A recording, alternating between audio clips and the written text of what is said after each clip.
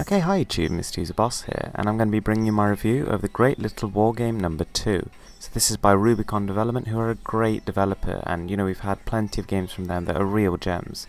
So anyway, I really enjoyed the first Great Little War Game, and that, to be honest, inspired quite a few new games. I mean, there was Great Little War Game expansion pack, and then there was Great Big War Game, and now there's this.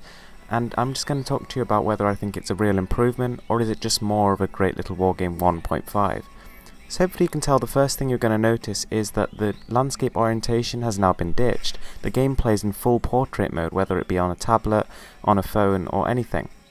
Now I don't know why they've done this, and it doesn't seem to add anything to the immersion, and it's one of the first games in its genre to actually play in a portrait orientation. In terms of the actual content, as you can see, most of this stuff we've seen in previous games. There's a couple of new units, but really nothing in particular that's gonna blow you away. I mean, there's actually quite a bit of upgrading to do here, a little bit more than we saw in Great Big War Game, but again, nothing revolutionary. One thing that's kind of getting on my nerves a bit is the bar at the bottom. So this game is not yet optimized for KitKat, and as such it doesn't support full screen immersive mode. Having said that, I was only the 10th person to download this game, so I'm assuming there's more updates incoming, and hopefully they'll acknowledge that and fix it. So on the home screen it's all pretty bare bones at the minute, and it looks a little bit like a game in its alpha stages. There are achievements to unlock, which adds a nice bit of replayability, but again, they were present in previous versions of the game. And I think in future, they actually did say that they're going to add in-app purchases.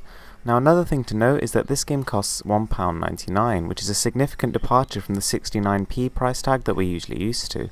Does this actually mean you're getting a better game? It's hard to tell at the minute. I mean, the game looks a little bit better than the previous two, but really by nothing major. I mean, as you can see, texture's a little bit crisper than before, and some of the animations have been redone. However, the game is looking pretty much exactly the same as all the previous ones, in terms of environmental variation and the units themselves, so it's actually really not that impressive. And to be honest, considering there's actually only 60 missions here, there's probably less content than Great Big War Game. There seems to be no multiplayer at the minute, and I'm unsure as to whether they're going to add that. However, at the minute, this doesn't seem like a very good value for the price. You're much better off buying either Great Little War Game, the expansion pack, or Great Big War Game, all of which are really good. If you really want to dive back into the world of Great Little War Game, I think this game is still worth getting. I mean, it's literally just 60 missions and then that's it, but I think you'll enjoy those 60 missions. I mean, they get continuously more difficult, although never impossible, and there is introduction of new units and new upgrades which haven't been seen before. But first impressions are not amazing. I mean, it's not the blow-away experience that we were expecting. The portrait orientation does nothing to improve the immersiveness of the game, and it still looks a little bit unfinished, even though it's supposed to be a final product. Thanks for watching guys, I hope you liked this video. If you did, please give it a thumbs up and subscribe for more.